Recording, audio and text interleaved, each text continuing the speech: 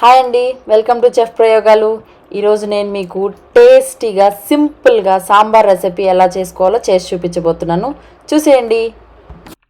ఈ సాంబార్ చేసుకోవడానికి 3 క్యారెట్లు తీసుకున్నాను, 2 ముల్లంగి, 3 వంకాయలు, మీడియం సైజ్ వంకాయలు తీసుకున్నాను. మీకు కావాలంటే వెజిటేబుల్స్ ఎన్నైనా వేసుకోవచ్చు, కాకపోతే నేను కొన్నే వేస్తున్నాను. ఒక 5 లేదా 6 బెండకాయలు, 2 పచ్చిమిరపకాయలు. నేను మునక్కాయలు ఫ్రిడ్జ్లో పెట్టుకునేటప్పుడే ముక్కలుగా కట్ చేసి పెట్టుకుంటాను అనమాట. కాబట్టి ఇది ఒక మునక్కాయ మొత్తం ముక్కలుగా కట్ చేసేసుకుని వేసేస్తాను. ఒక్క ఆనియన్, ఇది మాత్రం నేను చిన్న చిన్న స్లైసెస్ లాగా కట్ చేసి పోపులో వేస్తాను. ఈ 4 వచ్చేసి మనం డైరెక్ట్గా వీటి పొక్కు తీసేసి డైరెక్ట్గా కూరలో వేసేస్తాం. ఈ ఒక మీడియం సైజ్ నిమ్మకాయ అంత చింతపండు తీసుకొని బౌల్లో వేసుకొని ముందే నానబెట్టేసుకుందాము. మనం సాంబారు మధ్యలో వేయాల్సి వస్తుంది అనమాట ఈ చింతపండు. కాబట్టి ముందడే ఒక చిన్న మీడియం సైజ్ చూపించాను కదా, అంత నిమ్మకాయ సైజ్ అంత చింతపండు తీసుకొని కొన్ని వాటర్ పోసేసుకొని నానబెట్టేస్తాం. ఇన్ని వాటర్ పోసేసుకొని ఈ చింతపండుని పక్కన పెట్టేద్దాం. ముందుగా మనం వెజిటేబుల్స్ అన్ని కట్ చేసి పెట్టేసుకున్నాము. నెక్స్ట్ నేను ముల్లంగి కట్ చేస్తున్నాను. కొందరు ముల్లంగి వేసుకోరు, కానీ సాంబార్ అంటేనే ముల్లంగి. బెండకాయలు కట్ చేస్తున్నారు, కానీ ఇలా కట్ చేసుకుంటేనే మనకి సాంబార్లో చూడడానికి బాగుంటుంది, తినడానికి కూడా ప్రతి ఒక్క వెజిటేబుల్ మన నోటికి తగులుతుంది. సో నేనైతే ఇలా కట్ చేసేసుకున్నాను. చూడండి,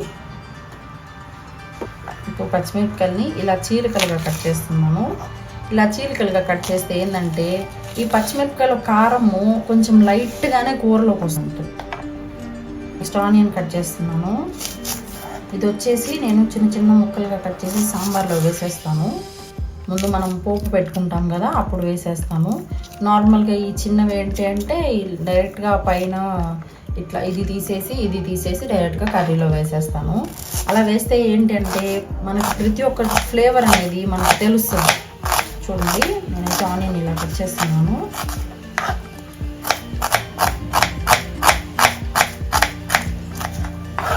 ఇవి మాత్రం ఇలా చూస్తున్నారు కదా, మీకు ఈ వీడియోలో చూపిస్తున్నట్టుగా కట్ చేసేసి వేసేసుకుంటే బాగా ఇలా చిన్న చిన్న ఆనియన్స్ దొరుకుతాయి బయట మనకి.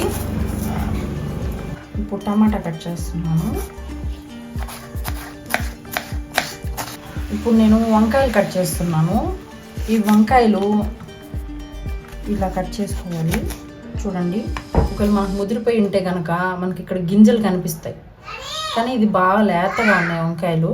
మీ ఇష్టం, మీకు కావాలంటే నల్ల వంకాయలైనా వేసుకోవచ్చు లేదా తెల్ల వంకాయలైనా వేసుకోవచ్చు. కానీ వంకాయలు మాత్రం ఎప్పుడు కట్ చేసేసి పక్కన పెట్టేయకూడదు. ఇట్లా ఒక బౌల్ తీసుకొని దాంట్లో వాటర్ తీసుకొని 1 టేబుల్ స్పూన్ సాల్ట్ వేసేసి దాంట్లో ఇప్పుడు ఈ వంకాయలు వేసేస్తే వంకాయలు అనేవి రంగు మారకుండా ఉంటాయి, అందులోనూ టేస్ట్ కూడా మారకుండా ఉంటాయి. ఫైనల్గా అయితే వెజిటేబుల్స్ అన్ని కట్ చేసేసాను. చూడండి, మీకు చూపిస్తున్నాను. టమాటో, మునక్కాయ. ముందుగా స్టవ్ ఆన్ చేసుకొని మనం ప్యాన్ అయితే పెట్టేసుకుందాం. ఏం చేస్తారంటే ముందు కందిపప్పుని నానబెట్టేస్తారు. సో అట్లా నానబెట్టకుండా ఫస్ట్ మనము కందిపప్పుని ఇలా కనుక వేయించుకొని నానబెట్టి సాంబార్ చేసుకుంటే టేస్ట్ మామూలుగా ఉండదు. కందిపప్పు తీసుకుంటున్నాను. ఈ కప్పు కందిపప్పుని మనము దోరగా లైట్ బ్రౌన్ కలర్ వచ్చేంత వరకు కనుక వేయించుకొని ఆ తర్వాత కనుక కడిగి మళ్ళీ మనం సాంబార్లో కుక్కర్లో కనిపెడితే సో ట్రై చేయండి. ఇలా కూడా ఎప్పుడు అలా నానబెట్టే చేయకుండా. చూసారు కదా, మన పప్పు అనేది లైట్ బ్రౌన్ కలర్ వచ్చింది కదా. ఇప్పుడు స్టవ్ ఆఫ్ చేసేసుకొని మనం కుక్కర్లో వేసుకుందాం. ఇప్పుడు వాటర్ పోసేసుకొని ఒకసారి బాగా కడిగేసుకున్నాము. పైన ఏదన్నా పొట్టు ఏదన్నా ఉన్నా వచ్చేస్తుంది. 2 గ్లాసెస్ వాటర్ పోసేసి ఇలా నీట్గా కడిగేస్తున్నాను. చూసారు కదా, ఇలా నీట్గా కడిగేసుకున్న తర్వాత నేను ఈ కప్పుతో 2 కప్స్ వాటర్ పోస్తున్నాను. ఇలా ఒక 1/2 టేబుల్ స్పూన్ పసుపు వేసేసి ఇప్పుడు మూత పెట్టేస్తున్నాను. ఇలా స్టవ్ మీద పెట్టేసాను. కుక్కర్ గిన్నె పెట్టేసుకున్నాను. నేను అడుగు మందాటి గిన్నె పెట్టుకుంటాను. ఇప్పుడు నేను దీనిలోకి ఒక 3 టేబుల్ స్పూన్స్ ఆయిల్ వేస్తున్నాను. ఇదే కదండి మా అన్ని కూరలకి రాజు ఈ ఆయిల్ అనమాట. ఏంటో ఈ మధ్య ఆయిల్ రేట్లు కూడా పెరిగిపోతున్నాయంటే ఇంకేం తినాలో కూడా అర్థం కావట్లేదు. అందుకని అన్ని రేట్లు పెరిగిపోతున్నాయి కాబట్టి మనం కొంచెం కొంచెంగా పొదుపుగా వాడుకోవడం ఇప్పటి నుంచి నేర్చుకోవాలి. నేను దీనిలోకి ఒక 1/2 టేబుల్ స్పూన్ ఆవాలు వేస్తున్నాను. అలా చిప్పట్లు ఆడాలన్నమాట. 1/2 టేబుల్ స్పూన్ జీలకర్ర వేస్తున్నాను.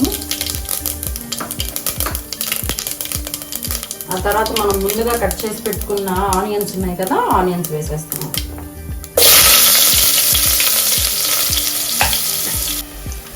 ఒక రెమ్మ కరివేపాకు వేస్తున్నాను. కరివేపాకు కూడా వేసిన తర్వాత ఒకసారి బాగా కలిపేసుకుందాం. నేను ఒక 1/2 టేబుల్ స్పూను మెంతులు వేస్తున్నాను. మీలో ఎంతమంది మెంతులు వేస్తారో ఒకసారి కామెంట్ బాక్స్లో కామెంట్ చేయండి. నేనైతే మెంతులు ఖచ్చితంగా వేస్తాను. అవి చేదుగా ఉంటాయి కదా అని అనొచ్చు, అందుకని చెప్పేసి నేను కొన్నే వేశాను. ఆ మెంతుల టేస్ట్ కూడా సాంబార్లో వస్తుంది. సో అప్పుడు సాంబార్ మనకి ఇంకా పర్ఫెక్ట్గా వస్తుంది. మన ఆనియన్స్ అనేవి వేగిపోయాయి కదా, ఇప్పుడు నేను టమాటా వేస్తున్నాను.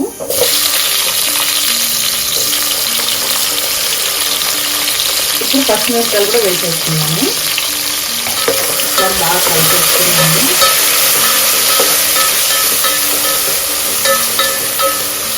ఇప్పుడు ఇదే స్టేజ్లో మనం సాల్ట్ వేసేస్తున్నాం. సాల్ట్ వేస్తే ఏమవుతుందంటే మన టమాటాలు తొందరగా మగ్గిపోతాయి. నేను 1 టేబుల్ స్పూన్ సాల్ట్ వేసాను. మనం చూసి మళ్ళీ వేసుకుందాం. సాల్ట్ వేసాక ఒకసారి బాగా కలిపేద్దాం. ఇప్పుడు ఇదే స్టేజ్లో మనం పసుపు కూడా వేసేసుకుందాం. దీంట్లో ఒక 1/2 టేబుల్ స్పూన్ పసుపు వేస్తున్నాను.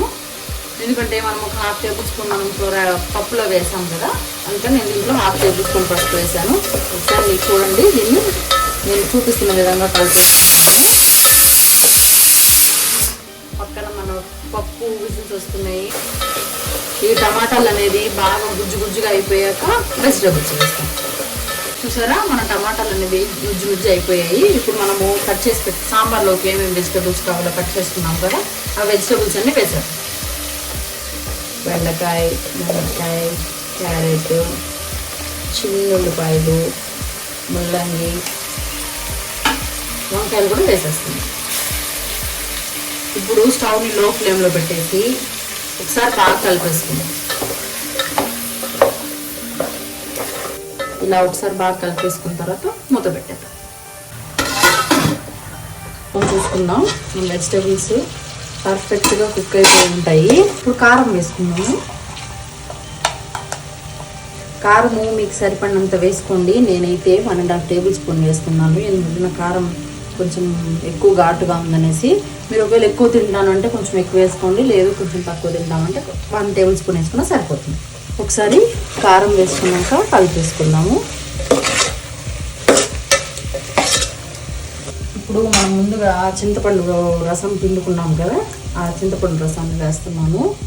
కొంచెం వేస్తున్నాను, తర్వాత నేను పులుపు చూసుకొని వేసుకుంటాను.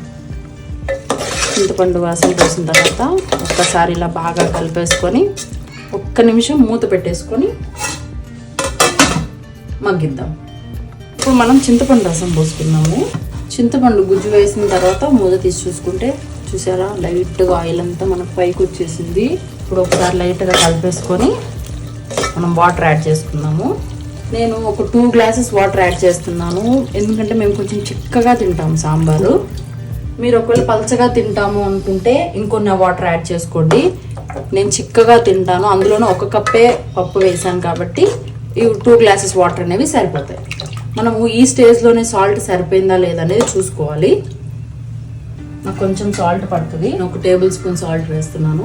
చూసారు కదా, మన కందిపప్పు అయితే బాగా మెత్తగా ఉడికిపోయింది. నేను 6 విజిల్స్ తీసాను. సో పర్ఫెక్ట్గా ఉడికిపోయింది. ఒకసారి ఇలా పప్పు గుత్తి పెట్టుకొని పప్పు కూడా పోసేసుకున్నాము. ఇప్పుడు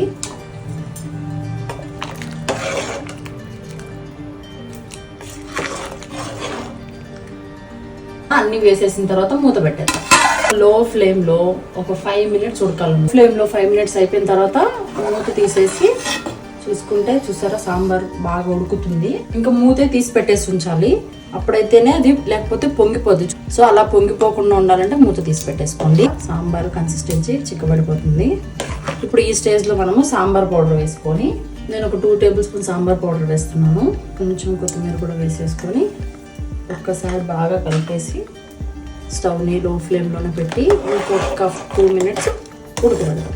చూసారు కదా, మన సాంబార్ అనేది ఇలా పైన ఒక లేయర్ ఫామ్ అయింది, అట్టు కట్టింది. ఇప్పుడు సాంబార్ మనది పర్ఫెక్ట్గా సెట్ అన్నమాట. చూసారా, మనం ఎంత పల్చగా చేసామో కానీ లాస్ట్ వచ్చేసరికి ఇది బాగా చిక్కపడిపోయింది. సో మనం ఈ స్టేజ్లోనే సాంబార్ని స్టవ్ ఆఫ్ చేసేసుకోవాలి. లేదంటే ఇంకా చిక్కబడిపోయింది అనుకోండి, మనం తినే టైంకి కొంచెం చల్లబడింది అనుకో మొత్తం పప్పులాగా అయిపోతుంది. సో ఇదండి మన సాంబార్. చూసారా ఎంత యమ్మీ అండ్ టేస్టీగా ఉందో. చూసారు కదా, మనందరి ఫేవరెట్ రెసిపీ సాంబార్ అయితే పర్ఫెక్ట్గా రెడీ అయిపోయింది. దీన్ని మనము వేడి అన్నంలోకి సైడ్కి అప్పడం పెట్టుకొని కానీ తింటే అబ్బో సూపర్.